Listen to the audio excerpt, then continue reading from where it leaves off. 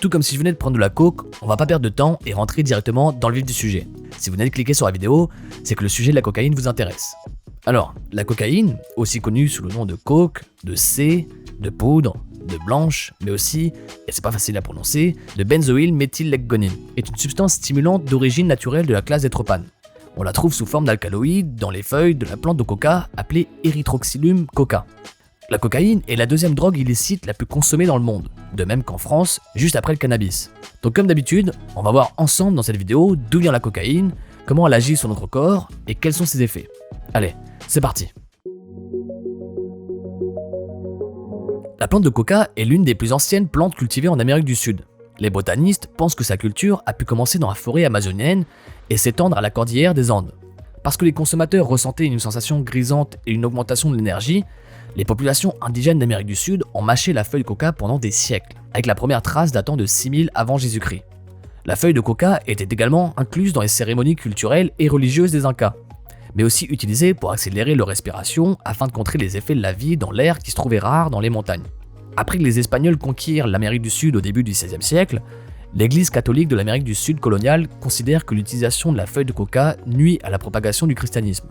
Et c'est vers 1550 où des restrictions ont été imposées sur la superficie des terres utilisées pour la culture de la coca. La cocaïne a ensuite été isolée, donc extraite des feuilles de coca, pour la première fois en 1859 par le chimiste allemand Albert Niemann. Et très rapidement, en 1863, le chimiste français Angelo Mariani concocte un tonique à base de vin de Bordeaux et de feuilles de coca. Il l'appelle le vin Mariani, qui devient très rapidement une boisson populaire qui est vendue comme une boisson qui peut, soi-disant, rétablir la santé et la vitalité. C'est d'ailleurs en 1886 que la boisson arrivera aux États-Unis et verra sa recette changer, afin de devenir la première version du fameux Coca-Cola, créé par John Pemberton. Même si la quantité de cocaïne était beaucoup moins importante que dans le vin Mariani, les effets euphorisants et énergisants sur le consommateur ont contribué à faire monter en flèche la popularité du Coca-Cola. Pendant ce temps-là, Sigmund Freud, le neurologue autrichien qui a fondé le domaine de la psychanalyse, est fasciné par la cocaïne.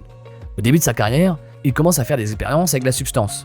En 1884, à l'âge de 28 ans, Freud rédige un article intitulé Uber Coca, qu'il décrit comme un chant de louange à cette substance magique. Il note néanmoins un seul défaut à cette drogue, et qui est son addiction.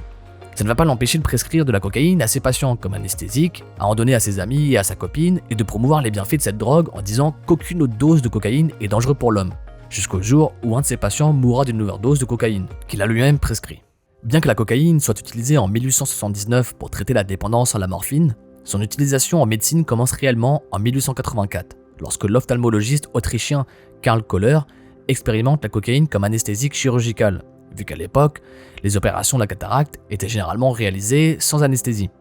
Après avoir trempé l'œil dans une solution de cocaïne, Kohler constate que les patients sursautent plus lorsque le scalpel touche leur œil. Les compagnies pharmaceutiques rapidement commencent à commercialiser la cocaïne. Mais l'enthousiasme pour la cocaïne anesthésique est par contre très vite retombé dans la communauté médicale, parce que le nombre de patients mourant d'overdose accidentelle pendant une opération chirurgicale est très vite monté en flèche. Du coup, la consommation de cocaïne dans la société augmente, et les dangers de cette drogue deviennent progressivement plus évidents. La pression publique a contraint la société Coca-Cola à retirer la cocaïne de sa boisson gazeuse en 1903. Et en 1905, il est maintenant populaire de renifler la cocaïne, et en l'espace de 5 ans, les hôpitaux et la littérature médicale commencent à signaler des cas de lésions nasales résultant de l'utilisation de cette drogue. En 1912, le gouvernement des États-Unis a signalé 5000 décès liés à la cocaïne en 1 an. Et en 1922, la drogue est officiellement interdite. Petit à petit, une grande partie du reste du monde va faire de même, à l'exception de certains pays de l'Amérique du Sud comme la Colombie ou le Pérou par exemple. Dans les années 70, la cocaïne devient la nouvelle drogue à la mode pour les artistes et les hommes d'affaires.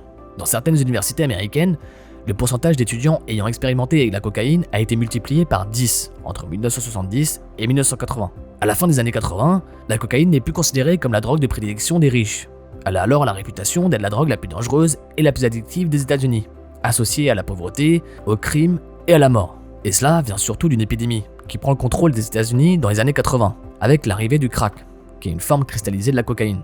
Le crack est un sous-produit de la coke, dissous avec de l'eau et du bicarbonate de sodium. Fumer du crack procure une défonce courte et intense, ce qui rend cette substance plus addictive que la cocaïne en poudre. Le crack est également beaucoup moins cher que la coke, ce qui explique l'énorme propagation de cette drogue, ce qui a ensuite détruit de nombreuses communautés partout dans le pays et désormais dans le monde entier.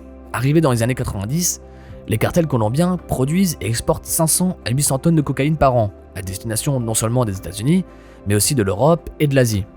En 2008, la cocaïne devient la deuxième drogue illégale la plus trafiquée au monde, avec le cannabis en première position. La cocaïne se présente sous différentes formes, le plus couramment en poudre, mais aussi, comme on l'a vu, sous forme de crack, et aussi sous sa forme d'origine en feuilles de coca non transformées. La coke peut être avalée, reniflée, injectée et inhalée. À l'exception d'un usage médical approuvé, il n'existe aucun moyen sûr d'utiliser la cocaïne sous quelque forme que ce soit. Toutes les méthodes d'utilisation peuvent conduire à l'absorption de niveaux toxiques de cocaïne, à d'éventuelles urgences cardiovasculaires ou cérébrovasculaires aiguës et à des convulsions. Chacune de ces situations peut entraîner une mort subite. Et il est important de souligner aussi que la cocaïne, la plupart du temps, ne sera jamais pure et se retrouve coupée avec d'autres substances comme du bicarbonate de soude, du lait en poudre ou sinon d'autres stimulants comme de la méthamphétamine par exemple. La cocaïne est surtout connue dans le monde entier pour son utilisation illégale en tant que drogue psychoactive à usage récréatif. Mais elle continue d'être administrée dans certains pays pour son utilisation médicale. En Australie, la cocaïne est actuellement prescrite comme anesthésique local pour des affections telles que les aftes buccaux et pulmonaires. La feuille de coca non transformée est traditionnellement utilisée à des fins médicales diverses, notamment comme stimulant pour vaincre la fatigue, la faim et la soif. Les effets puissants et hautement addictifs de la cocaïne sont produits dans le cerveau, en particulier dans le système mésolimbique de la dopamine, qui est responsable du renforcement des stimuli positifs tels que la nourriture et le sexe. Les drogues d'abus interfèrent avec les voies de communication du cerveau. Lorsqu'ils sniffent la cocaïne, les consommateurs ressentent une poussée de dopamine, le neurotransmetteur de la sensation de bien-être. Cette poussée se produit lorsque la cocaïne se lie à un élément appelé transporteur de dopamine, qui est une protéine spécialisée utilisée pour éliminer l'excès de dopamine de la synapse neuronale. Une fois que la cocaïne se lie à cette protéine, la dopamine s'accumule dans la synapse neuronale et le cerveau transmet un signal amplifié aux neurones en aval de la chaîne. C'est ce signal amplifié qui provoque les effets euphoriques pour lesquels la cocaïne est connue. Petit à petit, la cocaïne rend notre cerveau moins sensible à la dopamine. Cela signifie que de plus grandes quantités de cocaïne sont nécessaires pour produire les mêmes effets de dopamine. Au fil du temps, inonder notre cerveau de dopamine peut endommager la structure du cerveau. C'est pourquoi une forte consommation de cocaïne peut entraîner des crises d'épilepsie et d'autres troubles neurologiques. Mais du coup, quels sont les effets de la coke ? Eh bien, la cocaïne commence à agir presque immédiatement, sauf lorsqu'elle est prise par voie orale. Même de petites doses de la drogue ont un effet stimulant temporaire sur le corps qui peut rendre une personne euphorique, énergique, bavarde et mentalement alerte. La méthode traditionnelle d'utilisation de la cocaïne consiste à mâcher les feuilles, ce qui produit une légère stimulation. Fumer de la cocaïne provoque un pic fort et de courte durée, d'environ 3 à 5 minutes, tandis que sniffer de la coke procure une défense plus faible dont les effets majeurs durent environ de 15 à 30 minutes. Dépendant de la dose et de la tolérance de la personne, les effets varient bien évidemment. Les effets psychologiques courants de la cocaïne comprennent des sentiments de bonheur intenses, une énergie accrue, de la paranoïa, le sentiment d'être plus sociable et plus bavard, une confiance exacerbée, une vigilance accrue, de l'irritabilité et aussi de l'anxiété. Pour ce qui est des effets physiques de la coke, on retrouve une augmentation du rythme cardiaque, de la pression sanguine, de la température corporelle et de la transpiration. On a également une augmentation de la vitesse de la respiration, une dilatation des pupilles et une diminution du sommeil et de l'appétit. La coke peut aussi diminuer le seuil de convulsion et elle est associée à des crises d'épilepsie, des accidents vasculaires cérébraux et des crises cardiaques chez les personnes sensibles. Une fois les effets dissipés, la coke peut vous laisser déprimé et extrêmement fatigué pendant plusieurs jours. La prise de cocaïne sur une courte durée est souvent suivie d'un désir intense de consommer davantage et de difficultés à dormir. La cocaïne a un fort potentiel de dépendance. Vous pouvez développer une tolérance à cette substance après seulement quelques utilisations. Cela signifie que vous avez besoin d'une plus grande quantité d'une substance pour obtenir le même effet qu'auparavant. Plus vous en consommez, plus vous risquez de développer un trouble lié à la consommation de substances. Le risque de dépendance est encore plus élevé avec le crack, parce que ses effets sont plus immédiats et plus intenses. Il faut environ 3 à 7 jours pour que la tolérance à la cocaïne soit réduite de moitié, et 1 à 2 semaines pour revenir au niveau de base. L'usage intensif et régulier de cocaïne est connu pour causer de l'agitation, de l'anxiété, de l'hyperexcitabilité, de la paranoïa, de l'irritabilité, de l'insomnie, une perte de poids, une dépression et une variété d'autres symptômes psychologiques. Il est important de souligner qu'il est fortement recommandé de ne pas interagir avec d'autres substances lorsqu'on prend de la coke, et qu'on peut facilement faire une overdose de cocaïne, ce qui peut entraîner la mort. Il faut contacter immédiatement les urgences si vous ou quelqu'un dans votre entourage subit un rythme cardiaque ou un pouls irrégulier, une difficulté à respirer, une hypertension artérielle, des hallucinations, une douleur à la poitrine, une agitation extrême, une crise d'épilepsie ou une perte de conscience. Pour conclure, la cocaïne est une des drogues les plus anciennes, mais également une des plus dangereuses. Si vous avez l'intention de prendre de la cocaïne, Gardez bien à l'esprit les conseils suivants pour réduire certains de ces risques. Avant tout, testez votre coke. Comme on l'a vu, la cocaïne est souvent coupée avec d'autres substances, dont certaines peuvent être nocives et même mortelles. Je pense notamment au fentanyl. Vous pouvez acheter des kits de test de coke sur testdrogue.fr ou Zamnesia pour pas cher. Deuxièmement, faites attention à vos accessoires. Ne partagez jamais les aiguilles, les pipes et les pailles. Inspectez toujours vos accessoires avant de les utiliser. Vérifiez que les pipes et les pailles ne sont pas ébréchées ou endommagées et assurez-vous que les aiguilles sont stériles. Ensuite, allez-y doucement et lentement.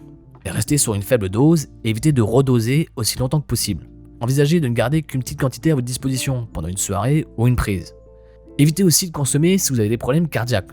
Et restez à l'écart de la coke si vous souffrez d'hypertension artérielle ou de tout autre problème cardiaque. Et enfin, ne le faites pas seul. Demandez à quelqu'un de vous accompagner au cas où les choses tourneraient mal et que vous auriez besoin d'aide. Il doit s'agir d'une personne de confiance qui sait reconnaître les signes d'une surdose. Donc voilà, c'est la fin de la vidéo. J'espère qu'elle vous a plu et que je n'ai rien oublié. Beaucoup d'entre vous m'ont demandé de faire cette vidéo et la voici enfin, après plusieurs mois de réticence. Pour ma part, je trouve que la cocaïne est une des drogues les moins intéressantes qui existent, et en plus de ça, une des plus dangereuses. Certes, son histoire est fascinante et la réputation que cette drogue a reste un grand mystère, mais en aucun cas, celle-ci va nous ouvrir les portes vers un état de conscience surélevé, vers une nouvelle perception de la réalité. De mon point de vue, c'est comme prendre 5 cafés d'un coup. Ça arrivait de suite, mais la descente peut faire mal. Bref, je vais vous laisser là-dessus. Comme d'habitude, je vous dis à très bientôt pour la prochaine vidéo. Prenez soin de vous, et je vous souhaite à tous un très bon trip. Allez, salut!